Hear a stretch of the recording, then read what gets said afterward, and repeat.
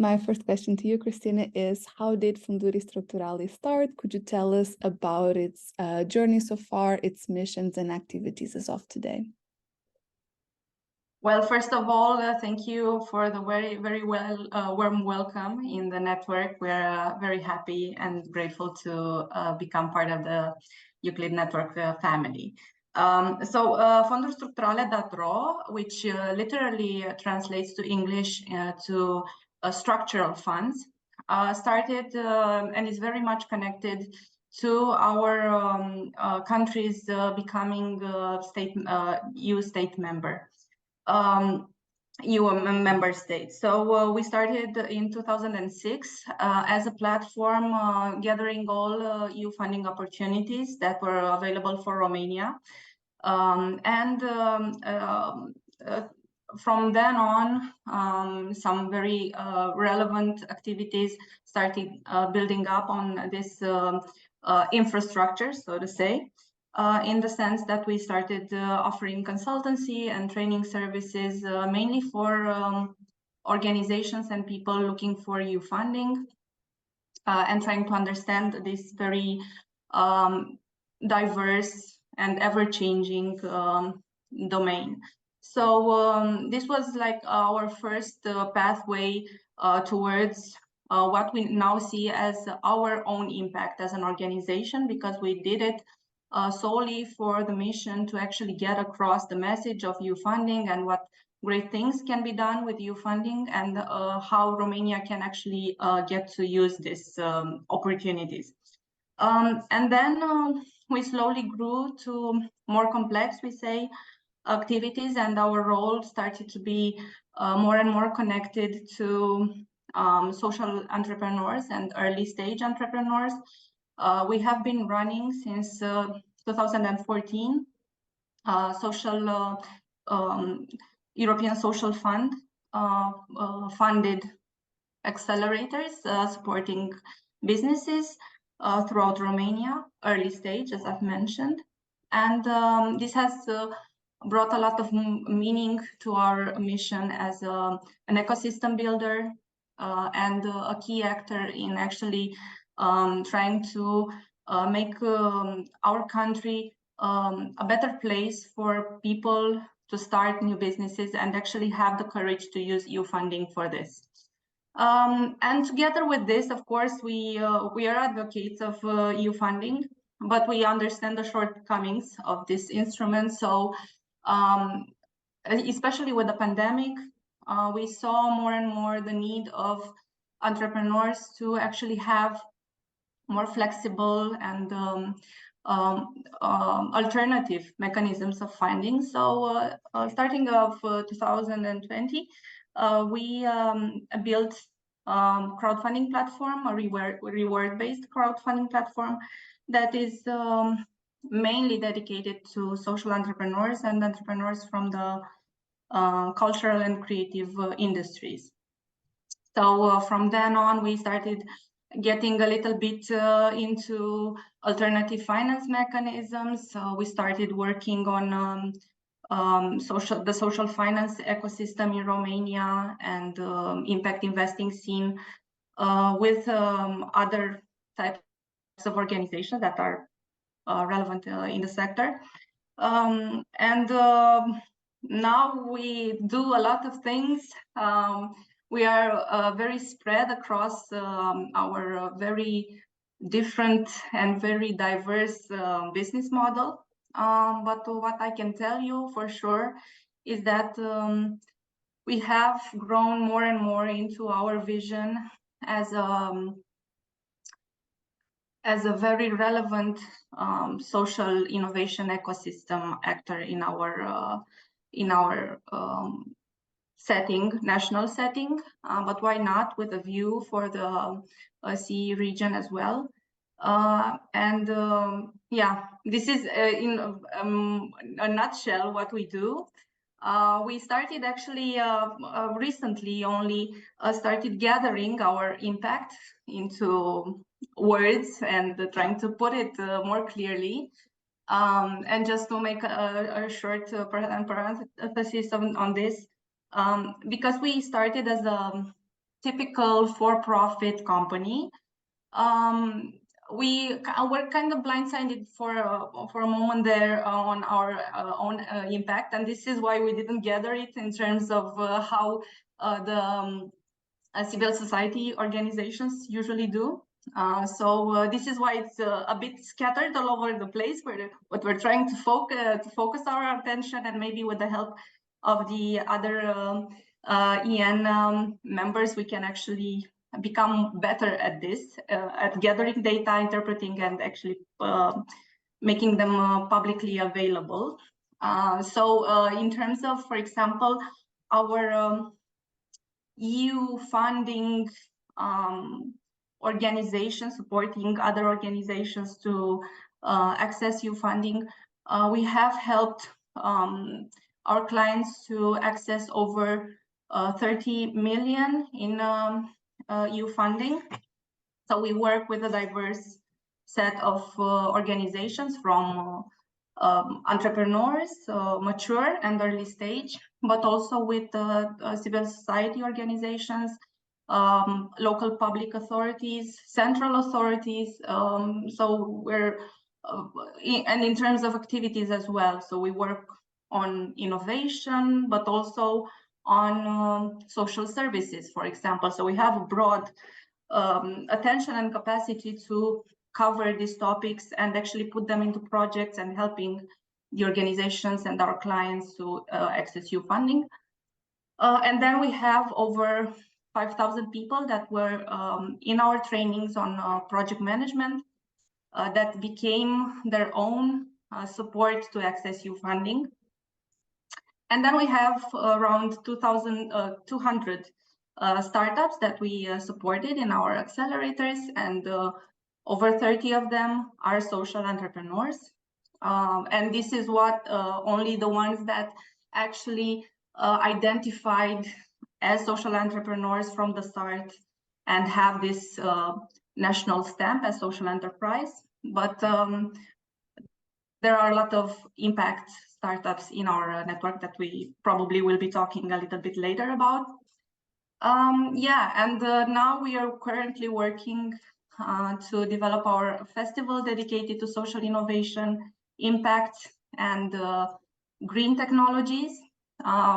We have this year the second edition in Brașov, and our focus and our impact is very much related to this festival, the Consolidate Festival, which hopefully will bring together all pieces of the puzzle together, and we can like make more clearly that impact and social innovation and this new way of doing business is a very complicated things, but together with different actors can actually make sense on the long run and become really relevant and really successful. Why not? Thank you. Yes, Marcella, you look like I'm blown away. Yeah, it's incredible, right? So many questions that I have, but thanks so much for providing like the overview and what a journey, right? From the beginning of Funduri to now, to all the changes that have happened in the European context, but also the geographic location of Romania, the importance and the relevance being yet and again emphasized. So cool. Okay, I will let the following questions continue. Some things will already be answered, but I will keep my thoughts here. Thanks, Cristina. Cristina, also, I think you already partially answered my next question. I'm going to still ask it, see if you have anything to add. But so fonduri-structurale, as you mentioned, has many years of financing and funding experience in Romania, nationwide. In your opinion, how has the Romanian ecosystem of entrepreneurs and business oriented towards EU funding changed and developed? Well, so I've been in the system since I think that the beginning. So I've been with our organization since 2009. So in the first years that Romania became a member state. And at that point, of course, there was a lot of things to be understood, and people didn't know what the EU funding is, what they could use it for.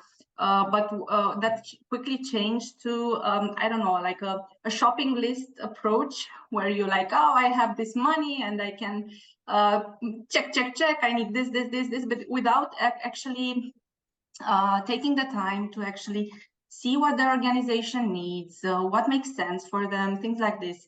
So in terms of changes, what has changed, and it's not necessarily just a change in entrepreneurs or the social entrepreneurs that we work with, but also other types of clients and collaborators that we see more and more, or hopefully we see around us. Maybe we're just in a very happy bubble, but we see this focus on, okay, EU funding is the type of instrument that could be relevant for my development or growth, but I want to put it in the context of my own needs, what makes sense for my organization, what comes with the funding, because most people think that it's free money, but it's never free money. Money is not free, and you have to put into balance what makes sense for you, what this funding actually brings you in terms of opportunities, and if it's not a good tool for you,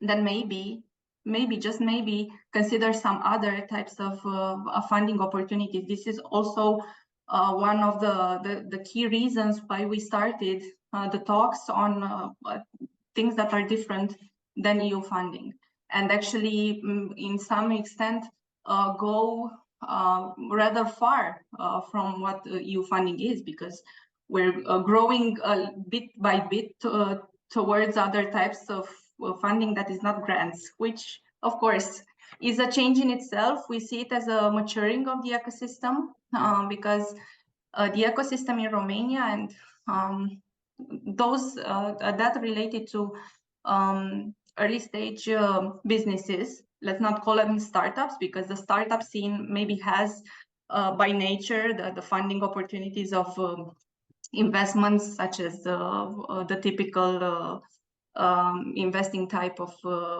organization.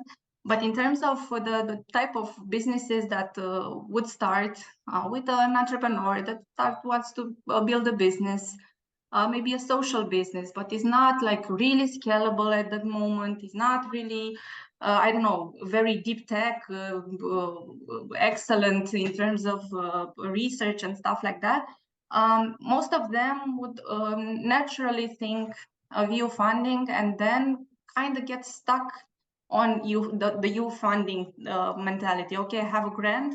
If I want to grow, no, but they most of the time think, no, but I cannot go away from granting. I need to follow the same pathway, which is not in itself great on the long run. And usually you kind of miss other opportunities. So this is where we stand now.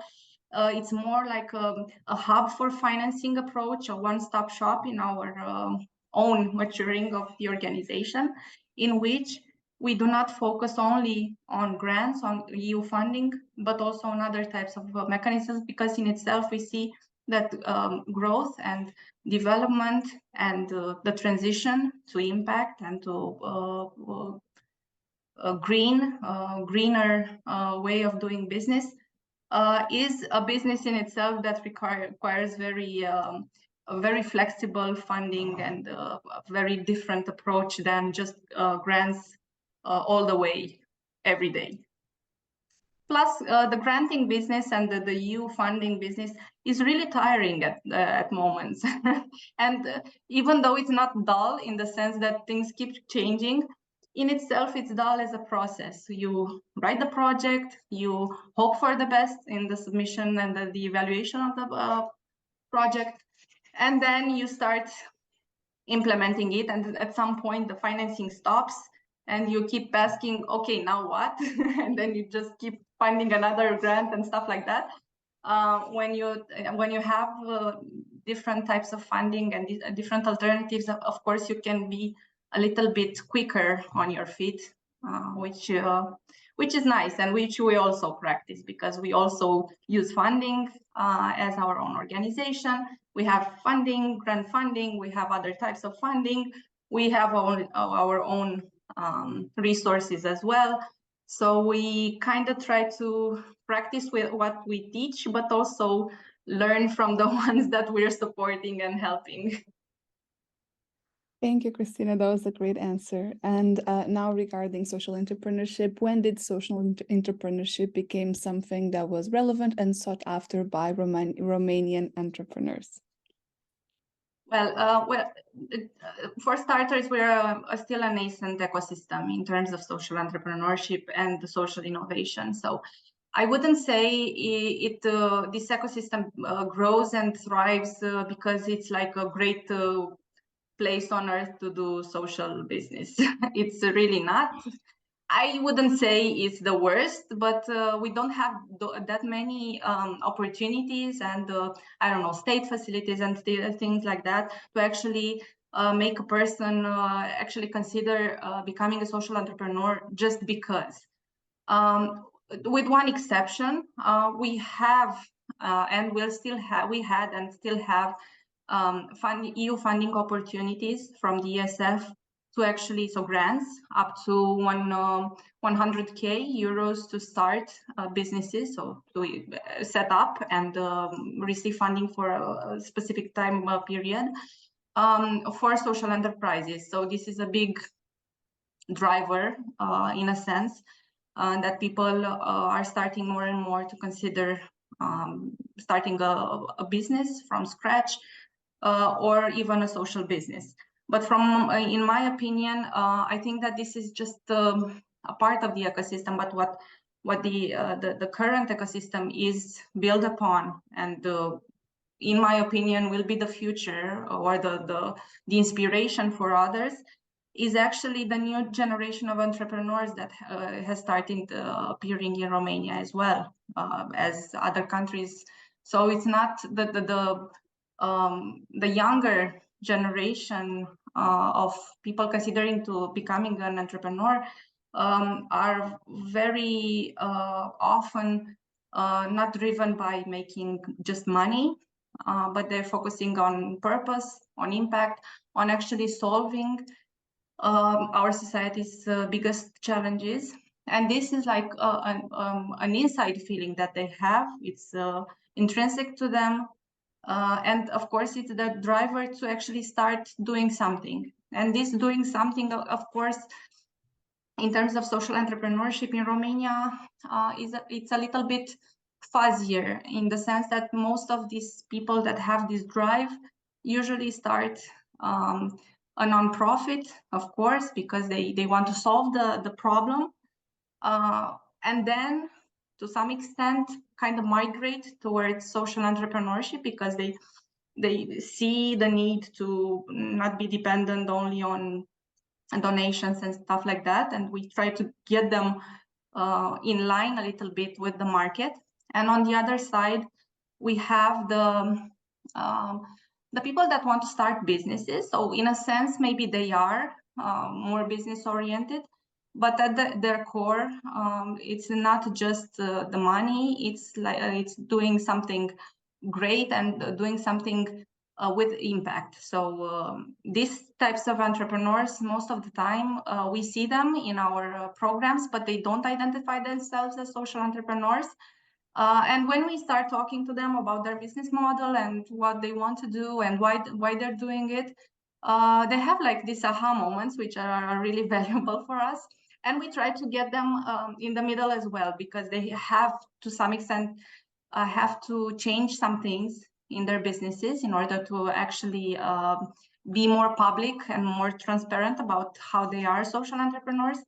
And then hopefully we will have a bigger ecosystem with a bigger bubble in this middle, so that yeah, we could say that we have a thriving social entrepreneurs ecosystem, and the type of ecosystem that actually grows and all the time renews itself with new members. At this moment, yeah, I would say that to some extent, the reason that people have started having social businesses or social enterprises, at least in the last few years, are to some extent these EU grants. But most of the time, when we look historically on our own bubble of de facto social enterprises, and together with some others that are newer, I could safely say and optimistically that there is some inner driver there, not just the funding, which in the end it stops. And if you're not really up to it, you will not continue being a social entrepreneur if you don't have that drive. Thank you. And is there a legal framework for social enterprises in Romania?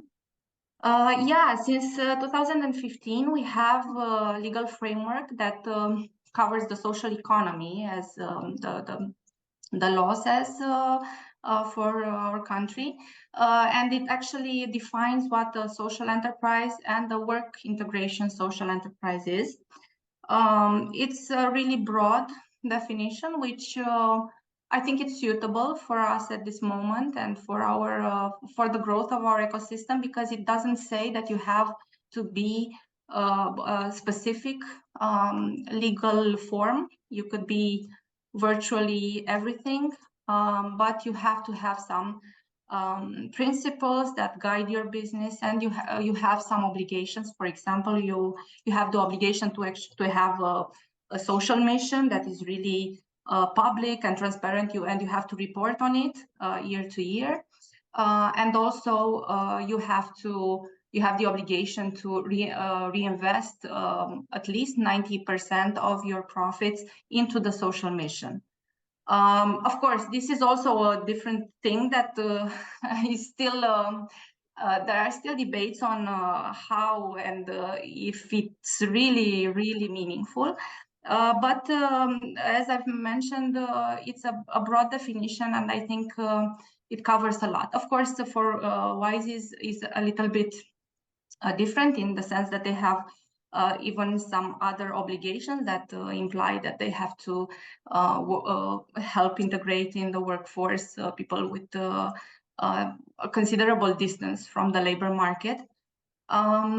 But most of the time, our businesses, the ones that are accredited, so social businesses that are accredited under this law, most of the time they are not WISE. It's just because it doesn't really bring that many opportunities, but actually adds upon your numerous obligations and responsibilities. And at this moment, most of the time they do it because the EU funding requires it. So because we need this objective stamp that says you are a social business and you are not. Organizations are motivated enough to get this legal stamp as social enterprise or social or work integration social enterprise, but our ecosystem has a lot of actors and a lot of social businesses that are not there, and you will not find them in the official registry. So, for example, I was just looking at the statistics, the most recent statistics. We have at the moment about 2,900 social enterprises that actually have this stamp. Most of them, I'm actually doing a research now, both for my master thesis, but also for personal and professional curiosity. I think that most of them are EU funding driven. So they got this because it was an obligation of the EU funding they have received, and not because they really wanted this stamp of approval or of confirmation. And of course, there are others outside of this 2,900 that do not feel the need to have this this stamp, because as I've mentioned, at the core, the business model is very relevant and very the business was built on social mission, and this stamp doesn't really help that much. So I would call them like the de facto social enterprises. Hopefully at some point we will be able to see more clearly and maybe have maybe a registry of some kind of, or a database of some kind that could actually integrate all entities that identify and actually are meaningful in the sense that social entrepreneurship would be, because it would be interesting to see how big of a market and the ecosystem we have now. Fantastic. No, I think it's really interesting to hear the insights from the legal frameworks. We are, I mean, this is one of the places of significant exchange in wealth in the network is the legal frameworks. We're big fans of legal frameworks if they are enablers, right? But we do hear of significant examples in different countries where the legal framework is in fact useless is the wrong word, but in fact hampers some of that development, right? So really, really cool to see that you're doing that research. Do share that information with us. We definitely want to disseminate this, but also bring that the example of the Romanian ecosystem to the rest of the network. Thanks, Cristina. I agree. So interesting. So interesting. Yeah. So my next question, could you maybe please tell us a bit more about the social enterprises you have supported throughout the years? Who are they? What do they do? And why have you supported them? Well, this is one of my favorite parts. Hopefully, I will be able to stop and just in time that we have dinner and the sun is still up in the sky. So yeah, jokes aside, we're very tied emotionally, not just professionally, to the businesses that we support. But of course, we have some that are really, really close to our hearts, because we see not only the business plan, of course, because how they enter in our programs is usually in a form of a formal process in which they have at first they have to apply as an individual that have like an idea of an idea, and they go through a program, a training program that actually focuses their ideas into a business plan. And then they go through a selection process, a competition of business plans that we also combine with a pitching session, because we are aware that you could have a professional do your business plan, and you cannot evaluate the passion in an entrepreneur just by reading the business plan. Maybe a very well written one, but we also want to see them and their connection to the business. And then after this competition, we usually have like a new cohort of 10 to maybe 40 new businesses that we support. And as I've mentioned, of course, there are different pathways, because when we have a program that is dedicated to typical businesses, so we don't discriminate in the sense that we only look for a specific type of business model, then it's really interesting, because you of course see typical businesses that do their work and they're okay, they grow, they have like a really nice pace on that. But you also see entrepreneurs that kind of mature together with their business. So we could safely say that they are social innovators in their field. Maybe they are not so very keen on self-defining them as social entrepreneurs, but there is meaning there more to it than just making money. And this is an interesting type of cohort, I would say. We have very interesting businesses in this type of entrepreneurs that have found meaning in what their work and their business models. Most of them are in the typical, I would say, like lifestyle businesses. So they're not scalable solutions. They're like very good people at what they do, and they try to make their business very relevant in the sense of maybe they are into upcycling or conservating, restoring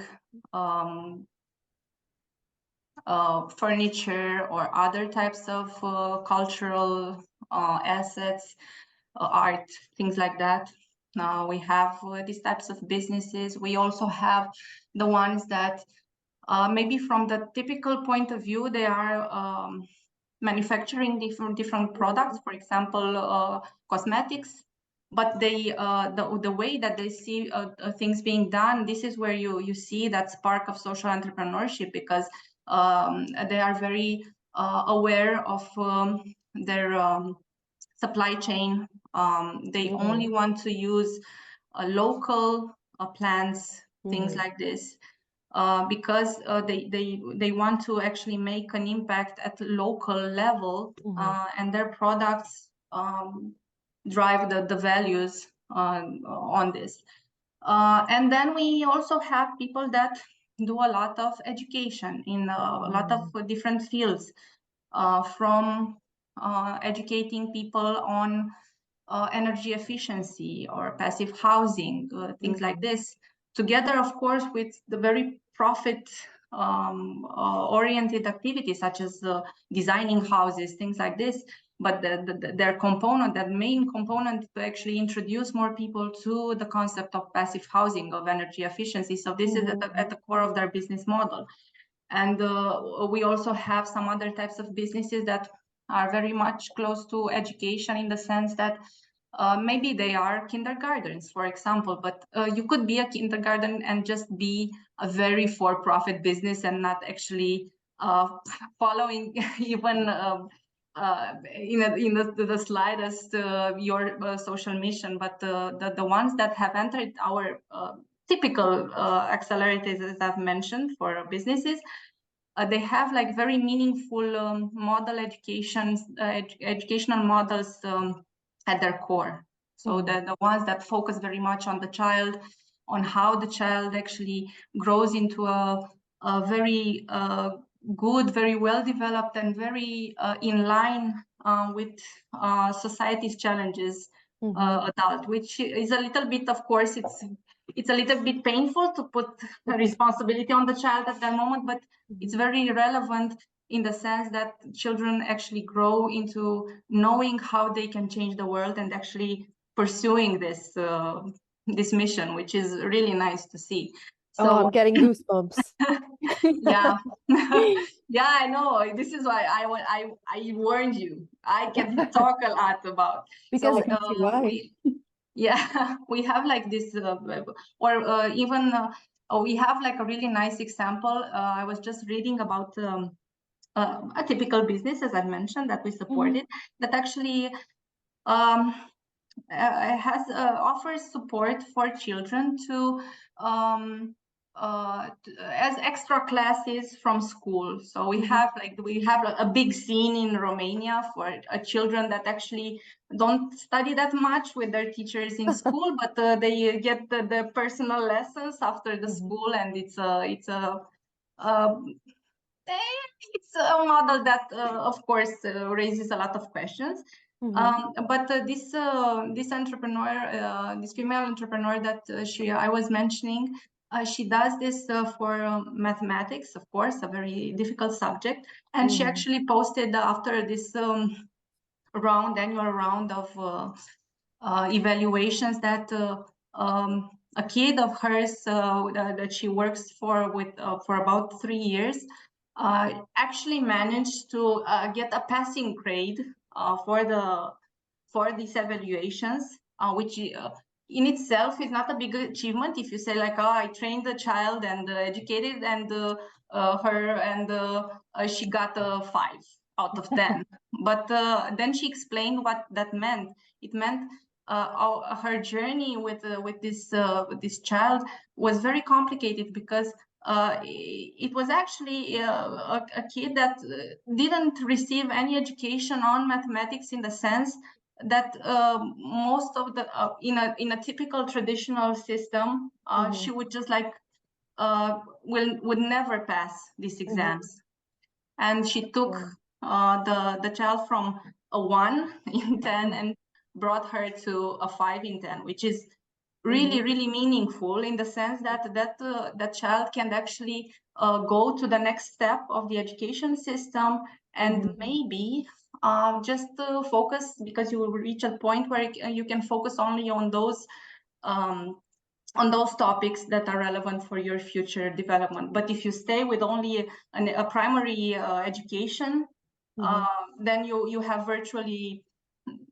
not virtually, but you have lower chances to actually becoming independent financially and socially. But when you kind of like put another 4 educational classes on that, and then another 2, even though they're not on mathematics, because nobody is that good at mathematics. Yeah, some people are not that good at mathematics, but it actually opens opportunities, and I think that this is really meaningful. And if you look at that business in itself, okay, it's doing mathematics classes with children. You could put it like that very simply, but it would be very unfair for that business, because they actually bring social impact. They're changing lives, empowering youth, which is such an amazing example. And then I'm sure I mean, I remember when you sent me that first presentation with many smaller case studies. Wow. I cannot wait to get to know the different organizations working with Fonduri, and the impact that you're able to lift them up. So that's fantastic. Thank you. And just so that I can close the arch, the other ones, the ones that we have in our social accelerators, social business accelerators, most of them they have a civil society organization background, so they come from a very social environment. They focus that their businesses are built on the social mission. But what we like about them is that they understand that a thriving, a growing social business cannot do this if it's completely disconnected from the market. And they actually are very open to finding business models, to helping them find business models that suit them and actually make money in the sense of what it really is. You make money so that you can actually continue your activities and make more impact. And it's of course we always talk to them, and we are very careful to not make them drift from their social values and their this baseline that they have and this core. But it makes sense, and they understand this, and it makes our mission a little bit easier. And these types of businesses are, at least what we have in our community, are very much related to circular economy, to integrating what we would consider waste into a functioning business model. From reusing textiles from the furniture industry, for example, into making clothing, to making candles from waste oil, or integrating composting into rural areas that, even though traditionally they would do this, in recent years they have really forgot about the ancient practices of actually caring about the environment. And together, of course, these business models almost always have in their at their core creating jobs for people that have difficulties in the normal settings of the labor market. So even though they're not work integration per se, they don't have that stamp, as I've mentioned, they have they're very careful on this, and they're very, I would say, they have a deep understanding of what a person with a distance from the labor market could look like. Maybe the state would say, no, you're not vulnerable at all. Then I would not give you an official paper that says you have these types of difficulties. But because they have this background of asking questions, of understanding what a person is like, what their context is, what the background is, they have this context and this deep understanding, and they actually make meaningful bring meaningful changes into people's lives, even though the state might not recognize them typically as persons with vulnerabilities or with difficulties in being integrated on the market. And these types of businesses are really, they're very rewarding to work with, but they're they have bigger problems, and they have very many challenges that stem not only from them trying to survive on a market that doesn't really care most of the time that they have extra costs that are integrated in their produce, but they all the time they struggle with the fact that they cannot help people all the time. Some of their employees they help them to some extent, and then they it makes sense for everybody that they have to leave the team because it's disrupting everything that they ever did. And this struggle of the social entrepreneur that cannot cope with the fact that they have to make a business decision in order for the others to be good and the business to survive. This is excruciating for them at times, and yeah, it's difficult for us as well, because we have to have a balance in this and make sure that they are comfortable with their decisions, even though they make sense from the point of view of the business. It's a journey. It's definitely a journey.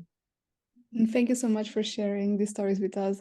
We can feel your passion, and it's so inspiring. It's really energizing to hear you speak about all these stories. I just want to read everything about them, Marcela, so next to send me. Nice, thank you very much. And how do you see fonduri-structurale evolving in the next 5 years? Well, of course, our path is still, but will be more and more connected to our role as an actor in the social innovation ecosystem in Romania. So we are currently working on improving the experience that the users of our platforms on our platform of fonduri-structurale.ro in seeking funding, in this experience that they have at this moment. And we're actually integrating artificial intelligence into all this process to actually offer a better experience for them, but also make our work a bit more efficient. So this is like a strategic direction of ours, and of course it's very much connected, as I've mentioned, with the impact that we feel that we have and still will be having in this sector of EU funds and awareness around it.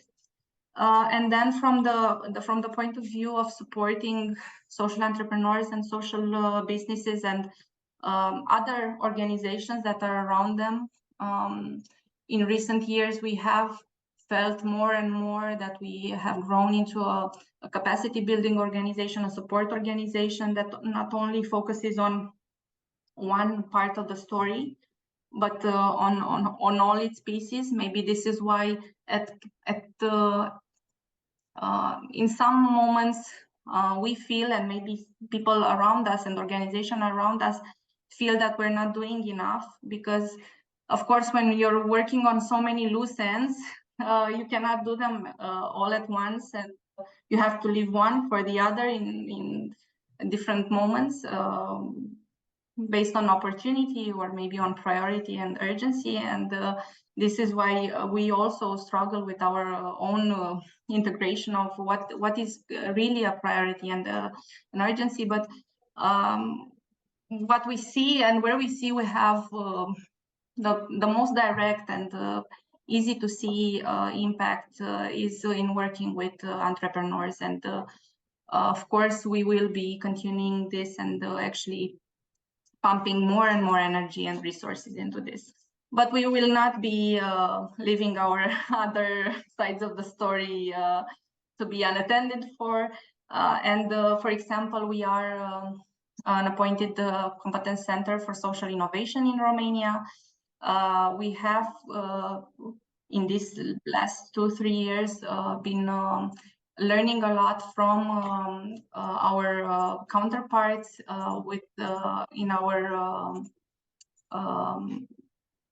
in other countries of the EU, but now we're trying to actually establish something in Romania, and for this we will have to have the support and the implication and the energy of our national authorities as well. So this is a difficult pathway and a difficult line of work to actually develop into a functioning one, but we're still dedicated to it, and we will not leave it behind just because it's hard. Definitely. This is a bit of a problem for us. When something is hard, we say like, okay, we will just try another way. Let's see if we can find some inspiration some other place. But yeah, this is how we see ourselves, and I think that one of the key strategic activities that we will be developing is also our alternative mechanisms funding.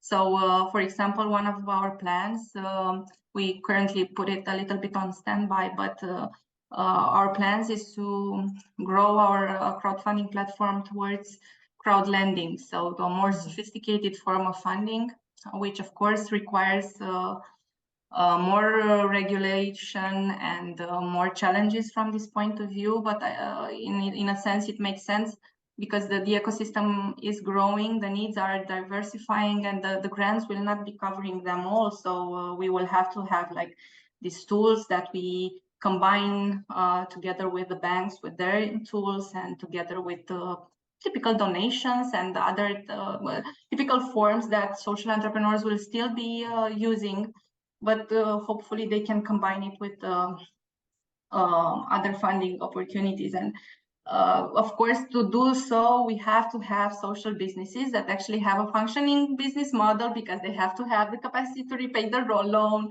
And then we go a little bit 2 steps behind and try to offer capacity building. So it's like a on and off process of understanding their needs and actually trying to put together some instruments and some tools that help along the way, and not just wait for things to happen and then we will be at the end of the road and say, hey, here we are, we have this for you, but you're like 2000 years behind, and we're just waving to you and doing nothing up until then. So I think that at one point when things will be set and maybe even the actors in the ecosystem will not be so dispersed and connected to so many activities, because of course, like us, there are many others. We are not the only one doing the things, and we are grateful for all the work that they are doing. But all of us, in a way, are doing a lot of other things just because we feel the need to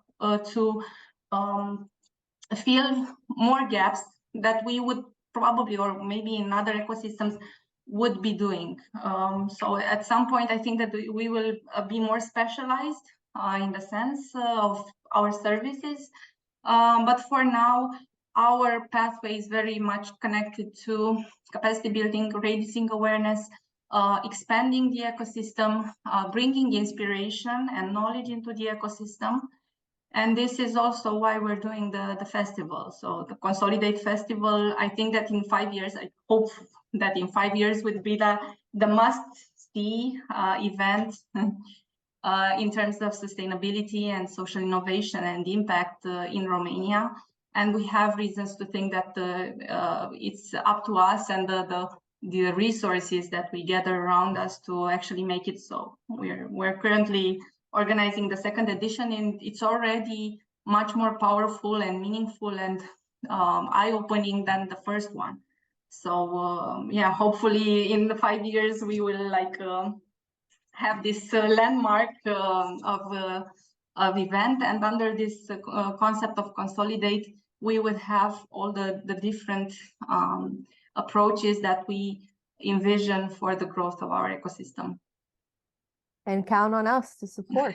Yeah, Also, you're very much invited, and I will be providing information for both you and the members of the family to actually get to know our event. Be there if you want, or just stay connected in the sense that maybe we find ways to collaborate, or we see each other in the next editions. We're always open to actually having as many people that are inspiring and also can provide learning and knowledge opportunities, not just for us, but all actors in the ecosystem. Fantastic. Yeah. And we are Love very it. much available to support you. From me, any communication needs that you have that you want to share, we're available. Great. We'll share it with everyone. Thank you so much. I will get back to you on that, because I have to reconnect with my colleagues on this. But yeah, it's in September, so it's very close. Yeah, we feel exactly. like the pressure is like right about here. And we will be providing you with detailed information, and of course we can stay in touch for whatever questions or We have needs from your part could be, so that. Yeah, great. We have this little segment that we call the spotlight on series, that we put a spotlight on the amazing things that our members are doing, and I think this would be great for that. Super, great insight. Yes, we would like to be on the spotlight there. Yeah, exactly. And I think this is a perfect segue to my next question. When did joining Euclid Network become relevant to you? Well, about as I've mentioned, about 6 to 8 years ago, we started working with entrepreneurs, and we started more and more identifying to this role of us of capacity building support organization. So of course, this when you take on different roles, as I've mentioned, we also work with the social finance scene, and we do a bit of capacity building for the authorities as well. You kind of feel the pressure, and you always see the need to be connected to like-minded people, and to actually get all the knowledge and all the networking opportunities that you might get your hands on in the most positive way of putting it, because it's like that saying, the more we know, the more we realize we don't know. So when you deep dive into a subject, you see that what you believed at first is like, okay, this isn't working because I don't know what organization is that I'm not doing their work. But most of the time, when you deep dive into the subject, you see that there are a lot of problems there, and you don't have the knowledge for them. And of course, we understood this pretty quickly, and we're really modest. At some point, I'm actually a little bit embarrassed that I talk about these big numbers that we have, because in our nature is always being very modest and being very open to learning things and understanding the deep end of different aspects, especially in areas that are not our key focus areas. So in this sense, of course, we always feel the need to be connected to like-minded people, because you get energy, of course, from these types of individuals, but also we can bring together resources and actually make change happen quickly or in a more meaningful way. So Euclid Network has been on our radar since I think 2021, mostly because at that point the European Commission put us together to organize an impact investing panel in the conference for social economy, the EUSES. And at that point, of course, we were a little bit confused, because we applied for a panel an individual panel, probably Euclid Network had applied for multiple types of panels, and we were a little bit confused, but after that it made so much sense, because we understood that the Commission, maybe more than we had at this up until that moment, understood the complementarity that our organization and possible collaboration we would have. And we had a really nice collaboration there.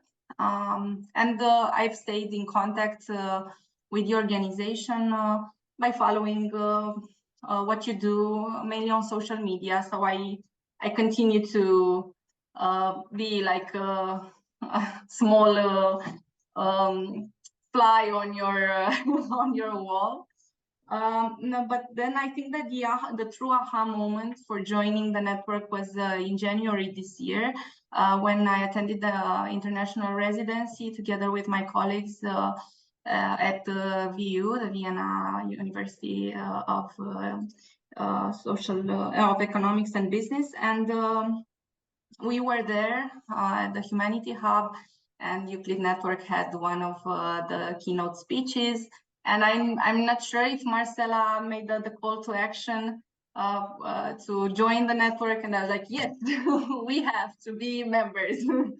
And I think that the aha moment also came with our own maturing of the organization. As I've mentioned, we have been more and more aware of the fact that we're not just another business, for-profit business, but we're a very complex organization that happens to be a limited liability company in the legal way.